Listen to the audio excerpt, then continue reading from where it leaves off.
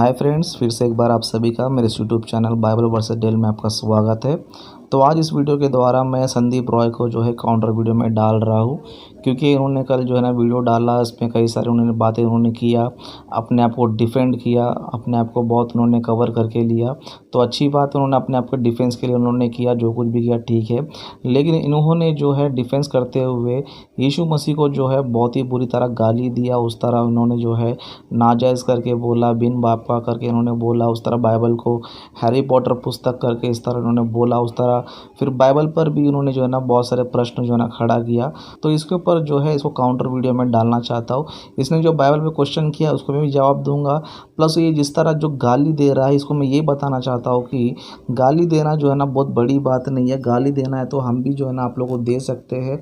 आपकी किताबों को ही दिखाकर हम लोग क्या कर सकते हैं, गाली दे सकते हैं। यीशु मसीह को नाजायज़ बोल रहे हो, यीशु मसीह को बिन बाप का औलाद बोल रहे हो। अगर तुम्हारी किताब हम उठाकर पढ़ के तुमको गाली देना शुरू करेंगे समझो, तो हमको कोई बड़ी बात नहीं। जैसे कि मैं आपको एक चीज़ में बताऊंगा, एक रेफरेंस में आपको बताऊंगा। यजुर्वेद में 23वां अध्याय उसका 19 वचन पढ़ेंगे समझो।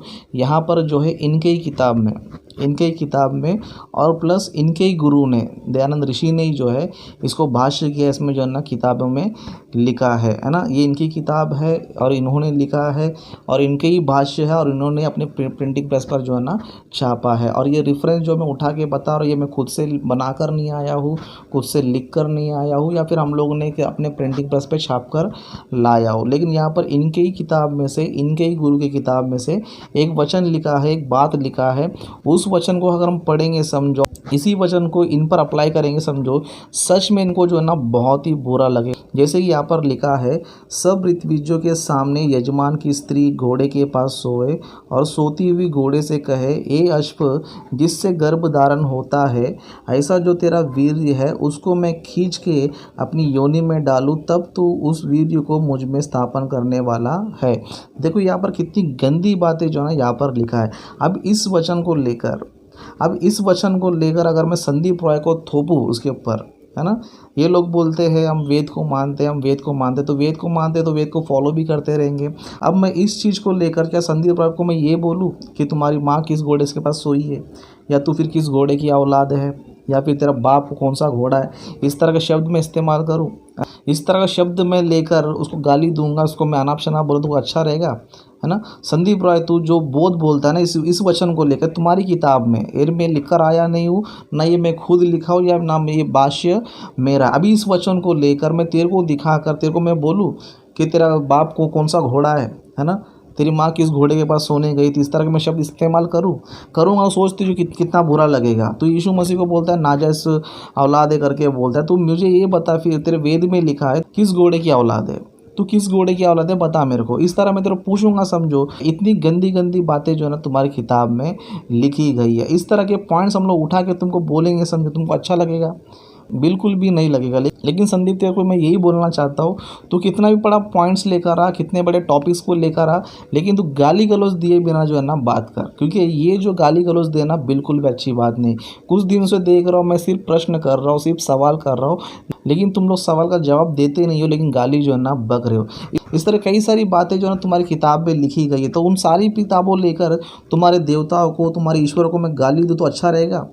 एक बार सोच ले संदीप, मुझे गाली देना कोई बड़ी बात नहीं, लेकिन मैं तो सजेस्ट कर रहा हूँ कि अगर तू इस तरह गाली देते रहेगा समझो, तो हम लोग भी इस तरह गाली देते रहेंगे समझो। तुम्हारी किताब में से उठाकर, तुम्हारी किताब में लिखी हुई बातों को दिखाते हुए तुम गाली देते रहेंगे समझो, कुछ मतलब रहेगा?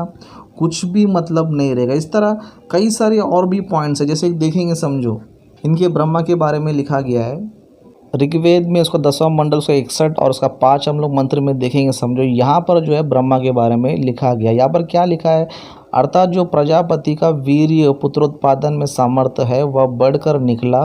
प्रजापति ने मनुष्यों के हित के लिए रेत वीर का त्याग किया, अर्थात वीर छोड़ा। अपनी सुंदरी कन्या के शरीर में ब्रह्मा व प्रजापति ने उस शुक्र वीर का सेक किया, अर्थात वीर्य सींचा। तो यहाँ पर हम लोग देखते हैं कि यहाँ पर ब्रह्मा के बारे में जो है कितनी गंदी गंदी बातें जो है ना लिखा गया, कितनी शर्मनाक बातें जो है ना यहाँ पर लिखा गया। अब इस बातों को लेकर हम लोग जो है ना ब्रह्मा को अनेक प्रकार से जो है ना गाली दे सकते हैं। यहाँ पर हम लोग बोल सकते हैं कि ब्रह्मा जो है बहुत बड़ा व्यभिचारी है, अपनी भी बेटी से जो है संभोग कर रहा है, अपने बेटी को बलात्कार कर रहा है, अत्याचारी है, व्यभिचारी है करके हम ना जाने कितने प्रकार से जो है ना ब्रह्मा को गाली दे सकते हैं। लेकिन हम लोग देंगे नहीं, क्यों? पता है हमें जो है तुम्हारे भावनाओं को जो है ना हमको ठेस पहुंचाना बिल्कुल भी नहीं है। इस तरह तुम्हारी किताब में से दिखाकर हम लोग जो है तुमको बहुत ही जलील कर सकते हैं। ब्रह्मा को भी गाली दे सकते हो कि अत्याचारी है, व्यभिचारी है, अपने बेटे संभोग किया, अपने बेटी का इज्जत लूटा, अपने बेटे से गलत काम किया करके बोल सकते हो। उस तरह तुम्हें भी बोल सकते हैं कि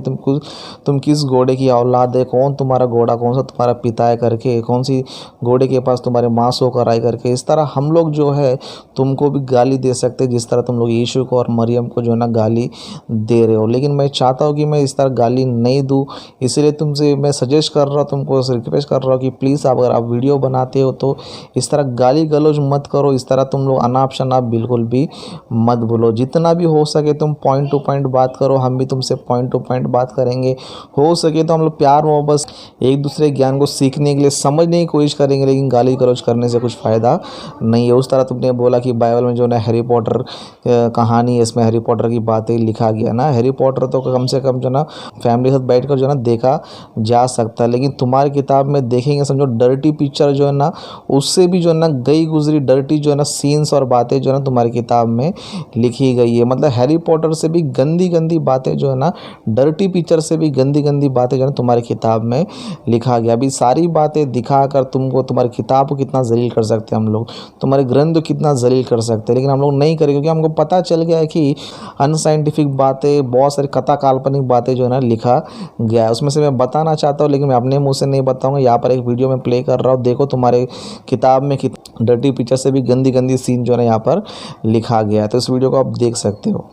सुरेंद्र कुमार शर्मा जी अज्ञात संस्कृत के एक प्रकांड विद्वान हैं। उन्होंने ब्राह्मण ग्रंथों की समस्त किताबों का बहुत ही गहन अध्ययन कर एक किताब लिखी, क्या बालू की भीत पर खड़ा है हिंदू धर्म। और उसमें उनने उन समस्त श्लोकों का, मंत्रों का, जो कि वेद, पुराण, रामायण, महाभारत और ब्राह्मण ग्रंथों से लिए गए हैं और जहाँ पे इस तरह की बातें लिखी गई है का कलेक्शन तैयार किया। उन्हीं के रेफरेंस से मैं यहाँ पे प्रस्तुत करने जा रहा हूँ। नंबर 1, घड़े से अगस्त और वशिष्ठ का उत्पन्न होना। ऋग्वेद अर्थात हे वशिष्ठ, तुम मित्र और वरुण के पुत्र हो। हे ब्राह्मण, तुम उर्वशी के मन से उत्पन्न हो। उस समय मित्र और वरुण का वीर्य स्खलन हुआ था। विश्व देवागण ने दिव्य स्तोत्र द्वारा पुष्कर के बीच तुम्हें धारण किया था। यज्ञ में दीक्षित मित्र और वरुण ने स्तुति द्वारा प्रार्थित होकर कुंभ के बीच एक साथ ही रेत यानी कि वीर्य स्खलन किया था। अनंतर मान यानी कि अगस्त उत्पन्न हुए। लोग कहते हैं कि ऋषि वशिष्ठ उसी कुंभ में जन्मे थे। अब जरा देखिए, यहाँ पे उर्वशी को देखा और वीर्यपात हो गया। अब कलश लेके बैठे थे, उसी में डाल दिया इनने, और फिर अगस्त और वशिष्ठ भी पैदा हो गए। न टेम्परेचर की आवश्यकता, न किसी भ्रूण की आवश्यकता। एक बात और, ये वही वशिष्ठ ऋषि हैं जो रामायण में भी राम के गुरु थे और विश्वामित्र को अपॉइंटेड किए थे राम की आगे की शिक्षा दीक्षा के लिए। तो क्या वशिष्ठ की आयु इतनी ज्यादा थी, या फिर ये कहें कि रामायण और वेद एक साथ ही बैठ के लिखे जा रहे थे, जिससे कि दोनों में इनका नाम आ गया। लेकिन सवाल यहाँ है कि वीर्य स्खलन से ये पैदा हो गए। दूसरा उदाहरण देखें, कार्तिकेय की उत्पत्ति। वाल्मीकि रामायण बालकांड। अर्थात देवताओं के पास प्रतिज्ञा करके अग्नि देवता गंगा के पास आया और बोला, हे देवी, तुम मुझसे गर्भ धारण करो, देवताओं की यह इच्छा है। तब अग्नि ने उसे सींच दिया, अर्थात गर्भवती कर दिया। वह उसके तेजोमय गर्भ को धारण करने में कठिनाई अनुभव करने लगी। गंगा ने अग्नि के कथनानुसार उस गर्भ को हिमालय के पास फेंक दिया। उसके फेंकने पर एक तेजस्वी बालक कुमार अर्थात कार्तिकेय पैदा हुआ। अब यहाँ गंगा एक नदी है और अग्नि देवता जाकर उसे कहता है कि देवता बोल रहे हैं कि तुम मुझसे गर्भ धारण कर लो, और तो और वो उसे गर्भवती भी कर देता है। और फिर गंगा उस भ्रूण को उठाकर हिमालय के पास फेंक भी देती है और फिर उससे बच्चा उत्पन्न हो जाता है और उसका नाम कार्तिकेय होता है। ये है इनका प्रखनली टेस्ट ट्यूब ऋषि मुनियों का। तीसरा उदाहरण, 60,000 पुत्र का उत्पन्न होना। वाल्मीकि रामायण के बाल कांड में ही यह बताया गया है कि राम के पूर्वज राजा सगर थे, जिनकी 2 बीबियां थीं। एक का नाम था केसिनी और दूसरे का नाम था सुमति। बाल कांड के अध्याय 38 में श्लोक 17 और 18 में, अर्थात सुमति ने एक तुम्बे को जन्म दिया, उसे फाड़ कर 60,000 6000 पुत्र निकले। उन्हें धयायों ने घी के घड़ों में डाल दिया। काफी समय बाद वे सब बड़े हो गए। बताइए, सुमति ने एक तुम्बे को जन्म दिया, 60,000 टुकड़े करके 60,000 पुत्र बन गए। ये है परखनली टेस्ट। किसी भी चीज की आवश्यकता नहीं, बस इनने लिख दिया, बोल दिया, हो गया परखनली टेस्ट। इसी श्लोक का ब्रह्मांड पुराण में भी उल्लेख मिलता है। इसमें ये कहते हैं, अर्थात सुमति ने तब एक गर्भ तुम्बे को जन्म दिया। अभी वहाँ और वह ऋषि अकस्मात आ पहुंचा। उसने राजा से कहा, इस तुम्बे को फेंको नहीं, इसमें तुम्हारे 60,000 पुत्रों का एक बीज निहित है। इसे काट कर 60,000 टुकड़े करो, प्रत्येक को घृत के एक घड़े में रखकर ऊपर से ढक दो। समय पूरा होने पर वे उन घड़ों को तोड़कर अपने आप बाहर आ जाएंगे। राजा ने ऐसा ही किया। 1 वर्ष के बाद एक एक घड़े को तोड़कर वे बाहर निकलने शुरू हो गए। बताइए, घी में डाल दिया गर्भ को और वो विकसित हो गए। उन्हें किसी अदर मटेरियल की जरूरत नहीं पड़ी। टेम्परेचर का तो नाम ही नहीं आ रहा है। 5वां उदाहरण देखें, विष्णु पुराण। अर्थात छींकने के समय मनु की नाक से इक्ष्वाकु नामक पुत्र का जन्म हुआ। अब सोचिए, यह मनु जो है ये अपने लाइफ में कितनी बार छींका होगा और कितने पुत्र जन्म दिया होगा। 6वां उदाहरण देखें, गोद में गिरे वीर्य के बच्चे। शिव पुराण ज्ञान संहिता 18। शिव पुराण में आता है कि शिव और पार्वती के विवाह में जब पार्वती ने अभी 4 प्रदक्षिणाएं ही की थी कि ब्रह्मा को पार्वती का अंगूठा दिखाई दे गया। उसे देखते ही वह कामोन्मत्त हो गया और उसका वीर्य स्खलित हो गया। वह वीर्य ब्रह्मा की गोद में गिरा। उसे उसने छिपाना चाहा, लेकिन उससे असंख्य ब्रह्मचारी पैदा हो गए। ये वही ब्रह्मा है जिसे ये सृष्टि का रचयिता बताते हैं। 7वां उदाहरण देखें, यह ब्रह्म वैवर्त पुराण से लिया गया है। इसमें कृष्ण के बारे में बताया गया है, जो महाभारत महाकाव्य का नायक है। अर्थात काम वशीभूत हुए कृष्ण का वीर्य स्खलित हो गया। उन्होंने देव सभा में लज्जावश उसे छिपाते हुए पानी में गिरा दिया। 1000 वर्ष के पश्चात वह डिंब बन गया और उससे महान विराट का जन्म हुआ। अब बताइए, वो कौन से बंदे थे जो 1000 वर्ष तक उस पानी को देख रहे थे जिसमें श्री कृष्ण ने अपना वीर्य गिरा दिया था, कि 1000 साल बाद वह डिंब बन के एक बच्चे को जन्म दे दिया। ये है परखनली टेस्ट धार्मिकों का। 8वां उदाहरण देखें, यह देवी भागवत पुराण से लिया गया है। इसमें बताया गया है कि वेद व्यास एक बार बांस की छड़ियों, जिसे कि अरणी कहा जाता है, रगड़कर आग उत्पन्न कर रहे थे। तभी उनने घृताची नामक अप्सरा को देख लिया और कामोन्मत्त हो गए। इससे उनका वीर्यपात हो गया और वह अरड़ी यानी कि लकड़ी पे गिर गया और उससे एक जूनियर व्यास की उत्पत्ति हो गई, जिसका नाम सुक था। भाई, इन ऋषि मुनियों के वीर्यस्खलन की घटना देखकर ऐसा लग रहा है कि जैसे इन लोगों को कोई बीमारी हो। स्त्री देखी नहीं कि इनका वीर्यस्खलन हो गया। अगर ये आज की डेट में होते तो किसी डॉक्टर से इन लोगों का इलाज भी करवा दिया जाता। अभी कुछ आगे और भी उदाहरण देखिए, सब में यही हाल है। ऐसे लोगों की सोच स्त्रियों के लिए ये थी। आप इसी से समझ सकते हैं कि 19वीं सदी तक भारत की स्त्रियां क्यों अशिक्षित रही थी। 9वां उदाहरण है भारद्वाज ऋषि के उत्पत्ति से। इनकी उत्पत्ति कैसे हुई, ये श्रीमद् भागवत पुराण में दिया हुआ है। बड़ी गंभीर घटना है। अब इस श्लोक का अर्थ देखें, अर्थात बृहस्पति गर्भवती भावज से, भावज मतलब भाभी, से संभोग में प्रवृत्त हुआ। उसे रोका, वह गर्भ को साप देकर संभोगरत हुआ और उसका वीर्य स्खलित हुआ। उस वीर्य को भावज फेंकना चाहती थी ताकि उसका पति उससे नाराज होकर उसे त्याग न दे। तब देवताओं ने कहा, हे मूर्ख औरत, इस द्वाज वीर्य को भर धारण किए रह। उसने उसे धारण किया और जिस पुत्र को उससे जन्म दिया वह भारद्वाज कहलाया। देखिए, यहाँ इनने साइंस की पूरी नाक ही तोड़ दी। ऑलरेडी इनकी भाभी प्रेग्नेंट थी और उसे इनने फिर से बलात्कार से प्रेग्नेंट हो गई और उससे भारद्वाज की उत्पत्ति हो गई। 10वां उदाहरण देखें, द्रोणाचार्य की उत्पत्ति महाभारत आदि पर्व से। यही भारद्वाज एक बार गंगा स्नान करने गया। वहाँ उसने स्नान करके कपड़े बदल रही घृताची नामक अप्सरा को देखा। उसके शरीर के एक भाग से उसका कपड़ा सरक गया। उसे देखकर भारद्वाज का वीर्य स्खलित हो गया, जिसे उसने एक द्रोण यानी कि दोने अथवा प्याले में रख दिया। उससे एक बालक उत्पन्न हुआ जो द्रोण से उपजने के कारण द्रोण कहलाया। क्या बकवास स्टोरीज हैं। 11वां उदाहरण देखें, सरकंडे से कृपाचार्य की उत्पत्ति। उदाहरण है आदि पर्व अध्याय 129 से। अर्थात इंद्र ने जानपदी नाम की अप्सरा को भेजा। उसे वन में एक वस्त्र पहने देखकर सरद्वान की आंखें फट गई। उसने हाथ से धनुष बाण गिर गए, शरीर कांपने लगा, उसका वीर्य स्खलित हो गया। यह वीर्य सरकंडे के गुच्छे पर गिर गया। उससे 2 बच्चे अर्थात एक लड़का और एक लड़की उत्पन्न हुए। शिकार को निकले राजा शांतनु को उससे एक आदमी ने ये बच्चे दिखाए। वह उन्हें घर ले आया क्योंकि उस पर कृपा करके उन्हें पाला पोसा था, अतः उनके नाम भी वैसे ही रखे, कृप और कृपी। और ये वही कृपाचार्य है जो महाभारत महाकाव्य में कौरवों और पांडवों को धनुर्विद्या सिखाने के लिए आचार्य था। 12वां उदाहरण देखें, आदमी की कोख से लड़का। श्रीमद् भागवत पुराण स्कंध 9 अध्याय 6। राजा युनास्व ने एक बार इंद्र यज्ञ रचा। रात को ध्यान से पीड़ित होकर यज्ञशाला में पहुंचा। वहां पुरोहितों को सोते देखकर वह एक घड़े में से पानी लेकर पी गया। उस पानी को पुत्रोत्पन्न करने वाले मंत्रों से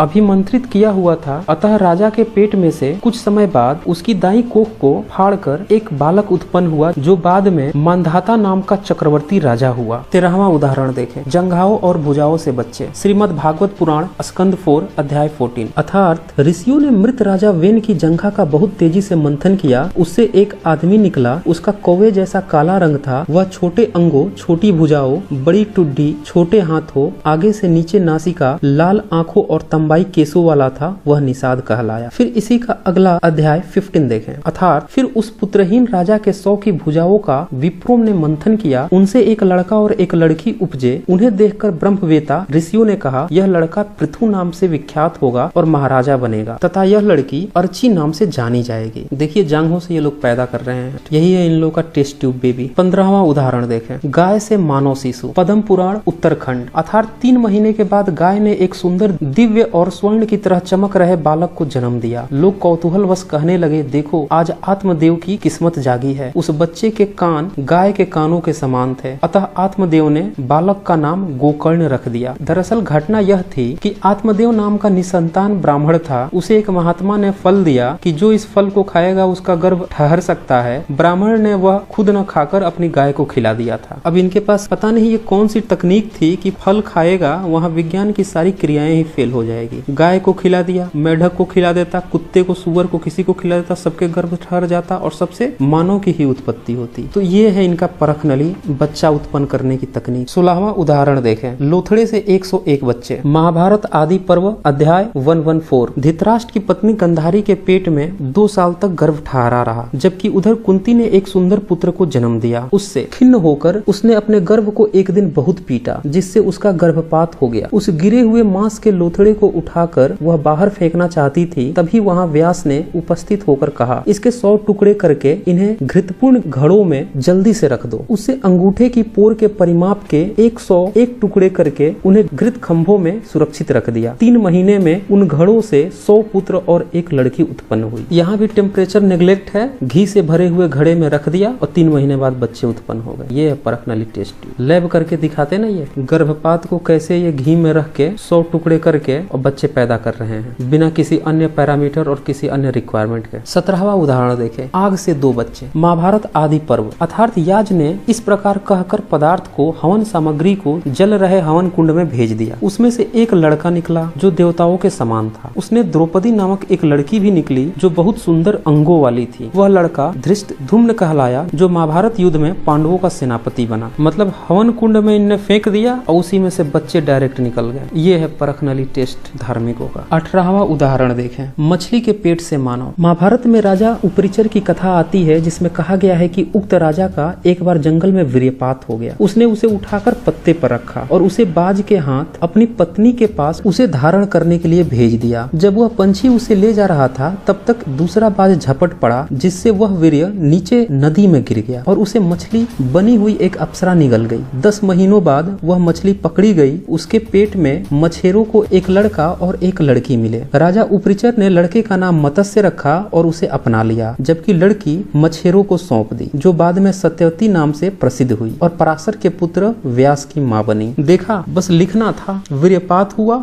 उठा के पत्ते पर रख दिया और बाज के हाथों भेजवा दिया। क्या कहानी लिखी है महाभारत के राइटर ने। और तो और एक दूसरा बाज झपट पड़ा और फिर वो वीर्य नीचे गिरा। मतलब टेम्परेचर तो यहाँ गायब ही है बिल्कुल। वीर्य निकलता है, वो कैसे नष्ट हो जाता है, किस टेम्परेचर पे, उससे कोई मतलब नहीं। बस इन्हें भेज दिया, गया और मछली निकल गई, उससे बच्चे की उत्पत्ति हो गई। अब इतनी सारी कहानी हुई है तो राम के जन्म की घटना भी सुन ले। 19वां उदाहरण, वाल्मीकि रामायण बालकांड अध्याय 16। अर्थात उस यज्ञ के अग्नि कुंड में से एक पुरुष निकला। उसके हाथों में खीर से भरा हुआ एक पात्र था। उससे वह पात्र दशरथ को देते हुए कहा, राजन, इस खीर को तुम अपनी पत्नियों को खाने के लिए दो, इससे तुम्हें पुत्रों की प्राप्ति होगी। रानियों ने उसे खाया और गर्भवती हो गई। उचित समय पर उन्होंने 4 पुत्रों को जन्म दिया। अब रामायण लिखने का जो राइटर है उसे यह भी नहीं पता कि जो चीज हम खाते हैं वो पेट में जाता है, गर्भाशय में नहीं जाता। गर्भाशय के लिए निषेचन की जरूरत होती। चलिए, राम की बात हो गई तो अब सीता का भी जन्म देख लेते हैं। 20वां उदाहरण, बालकांड 66 अध्याय। सीता के विषय में रामायण का कहना है, अर्थात जनक का कथन है कि जब मैं हल चला रहा था तब वह हल के फाले के ऊपर को आई थी। इसका नाम सीता है। यह धरती से पैदा हुई मेरी पुत्री है। यह किसी मानवी के के पेट से उत्पन्न नहीं हुई है। बताइए, हल के फाले में आ गई और धरती से यह पैदा हुई। तो इन तमाम कहानियों को देखकर आप समझ सकते हैं साइंस की जो परखनली टेस्ट ट्यूब बेबी है उससे कुछ भी लेना देना नहीं है।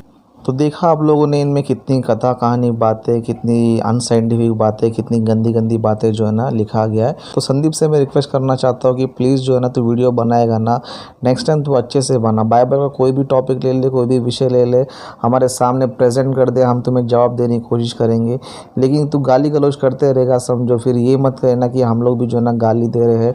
हम भी जो है तुम्हारे माँ बहनों को, तुम्हारी देवी देवता को, तुम्हारे ग्रंथ को जो है ना गाली दे रहे करके सब बिल्कुल भी मत करना। इसके लिए हम लोग तुझसे अच्छे से बात करना है तो तू भी प्लीज़ हमसे अच्छे से बात कर। इस वीडियो में मैंने तुझे जलील नहीं किया, जो भी है तुझे सिर्फ सजेस्ट किया कि तू इस तरह बात कर सकता है तो हम भी जो है इस तरह बात कर सकते। तो प्लीज़ मैं तेरे विनती करता हूँ इस तरह बिल्कुल भी मत करना। तो चलिए मैं आपको बाइबल में कितनी साइंटिफिक बातें हैं, बाइबल में कितनी सच्ची बातें करके उसको मैं आपको बताने की कोशिश करता हूँ। संदीप ने ये पूछा कि यीशु मसीह का जन्म जो है बिन बाप के कैसा हुआ। तो आपको जो है संदीप भाई, आपको पहले बाइबल कॉन्सेप्ट समझना बहुत ज़रूरी है। जिस तरह तुमने जो है क्वेश्चन उठाया था बाइबल पर कि बिना बाप का जो यीशु मसीह कैसे पैदा हुआ करके तुमने पूछा था, यही सवाल जो है ना मैंने आप लोग से पूछा था कि तुम हमें बताओ कि आदि मानव का जन्म कैसे हुआ करके हमने डाला था, ताकि आपको समझ में आए कि है बिना पिता का जो है मनुष्य जन्म ले सकता है करके आपको पता चलने के लिए हमने क्या किया था, उस क्वेश्चन को डाला था। और आपने क्या किया, उसको डिफेंस किया।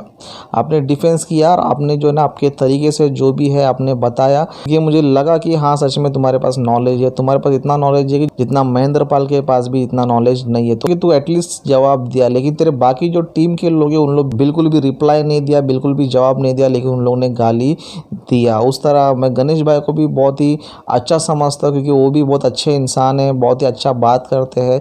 जितना अच्छा गणेश बात करता है उतना ही घटिया जो है ना महेंद्र पाल जो है ना बातें करता है। तो मैं तुम दोनों को मैं अप्रिशिएट करता हूँ कि जितना ज्ञान संदीप के पास है उतना ज्ञान महेंद्र पाल के पास भी नहीं, जितना संस्कार गणेश के पास है ना उतना संस्कार जो है ना महेंद्र पाल के पास भी बिल्कुल भी नहीं। तो आपने डिफेंस किया, बहुत अच्छा लगा है ना। जिस तरह आप यहाँ पर यही प्रूफ किया कि बिना पिता के भी जो है जन्म हो सकता है करके आपने जो है ना डिफेंस किया। तो मतलब यहाँ पर आपने केमिकल को, रासायनिक चीज़ों को जो है ना आपने बताकर जो है ना आदि मानव का सृष्टि जो है ना किया, आपने उसको डिफेंस किया। उसके खिलाफ हम बिल्कुल भी नहीं है, क्योंकि हम भी इस चीज़ को मानते हैं कि मनुष्य का जन्म भूमि के मिट्टी से हुआ है। बस थोड़ा सा 19-20 जो है ना तुम्हारे क्रिएशन में हमारे क्रिएशन में फ़र्क है। ओके, तो अब मैं आपको यीशु मसीह का जन्म बिना पिता कैसे हुआ करके मैं आपको बताता हूँ। सबसे पहले मैं आपको कुछ चीज़ें बताता हूँ, जैसे कि बाइबल में जो है इब्रानियों की पत्री उसका 11 अध्याय 3 वचन में पढ़ेंगे। समझो यहाँ पर सृष्टि के निर्माण के बारे में बाइबल बताती है। यहाँ पर लिखा है, विश्वास ही से हम जान जाते हैं कि सारी सृष्टि की रचना परमेश्वर के वचन के द्वारा हुई है, यह नहीं कि जो कुछ देखने में आता है वह देखी हुई वस्तुओं से बना है। मतलब बाइबल हमें बता रही है कि सारी सृष्टि की रचना परमेश्वर के वचन के द्वारा हुई है।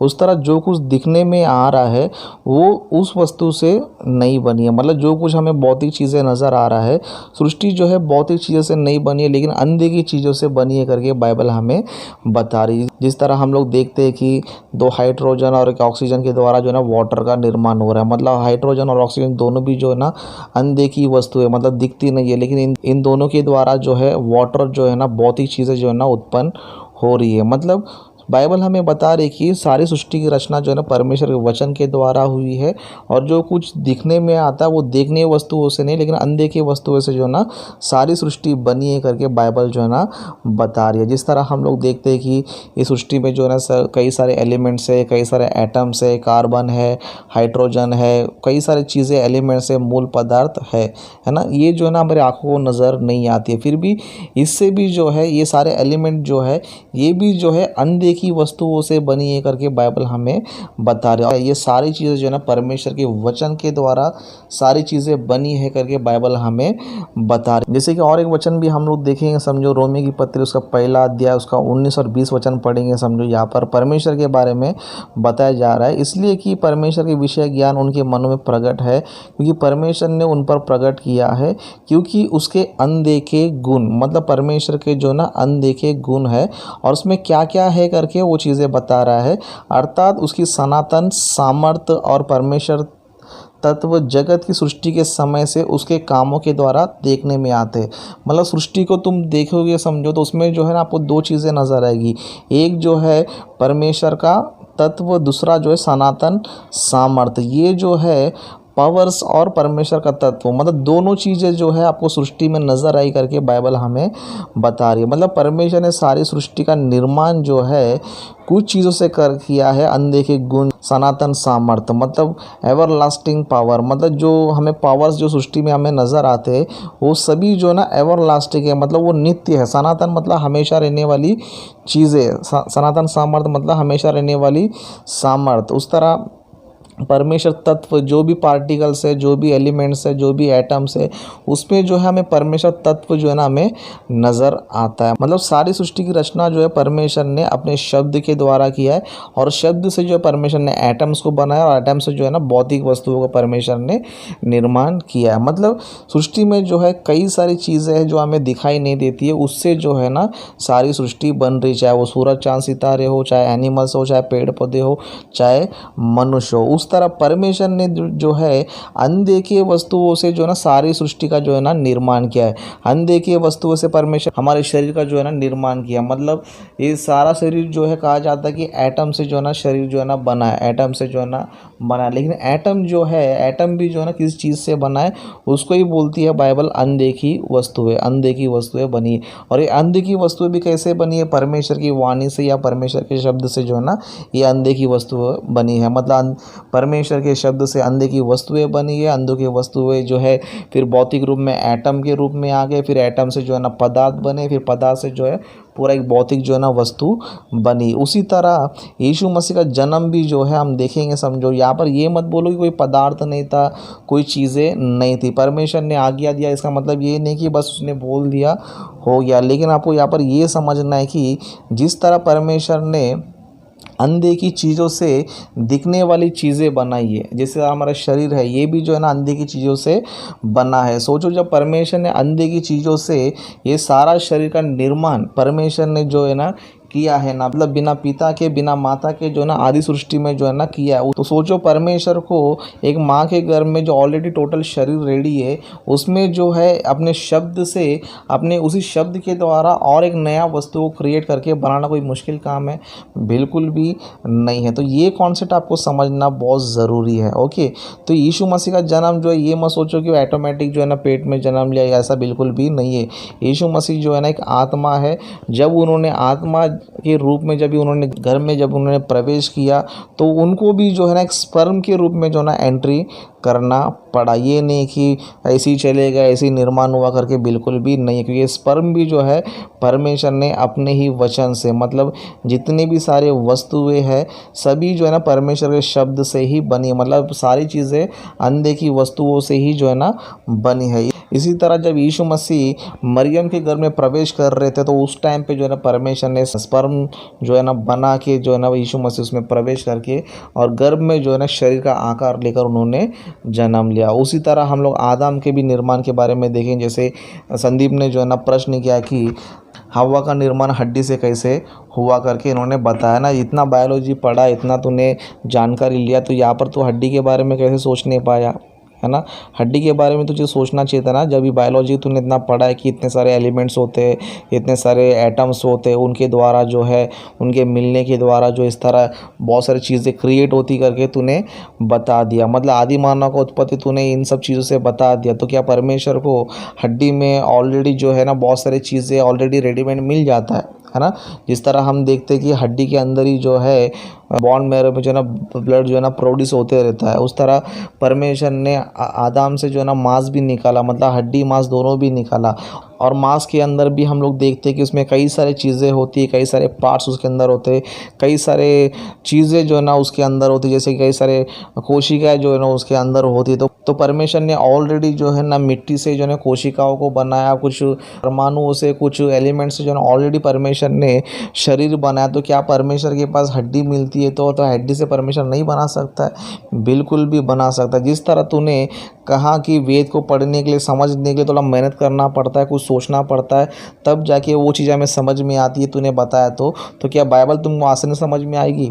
परमेश्वर के पास जो है सारी सामर्थ्य है, सर्वशक्तिमान है, वो हर चीज़ जो है ना वो कर सकता है। पूरा सोर्स, मतलब सृष्टि पे जो कुछ भी सोर्स तुम्हें नज़र आ रही है, चाहे वो लाइट हो, चाहे वाटर हो, जो भी तुम्हें सोर्स तुम्हें नज़र आ रही है, वो सारे सोर्स का कारण कौन है? परमेश्वर है। मतलब परमेश्वर में से ही ये सारी चीज़ें निकली है। तो सोचो, जब परमेश्वर के अंदर सारी चीज़ें हैं तो उसको पार्टिकल की क्या ज़रूरत है, उसे किसी चीज़ की क्या ज़रूरत है? ये जो है ना बाइबल का कॉन्सेप्ट है। ये यहाँ पर जो है परमेश्वर ने यीशु मसीह का, उस तरह हव्वा का जो है परमेश्वर ने निर्माण किया। उस तरह तूने और एक लॉजिक मारा था कि पुरुष में जो ना XY क्रोमोसोम होता है, लेकिन स्त्री में जो है ओनली Y होता है। तो सही बात है ना। तो परमेश्वर ने जो है स्त्री में से पुरुष को नहीं बनाया, पुरुष में से स्त्री को बनाया। पुरुष के अंदर क्योंकि दोनों रहता है, X रहता है, Y रहता है, तो पुरुष में से निकालेगा। तो यहाँ पर कहाँ पर अनसाइंटिफिक है? तो साइंटिफिक ही है। तो जिस तरह तू केमिस्ट्री बताया अपने वेद को प्रूफ करने के लिए, वेद को राइट प्रूफ करने के लिए, उसी तरह सेम जो है ना तो बाइबल को अप्लाई कर, तब तुझे ये भी कॉन्सेप्ट जो है ना बिल्कुल भी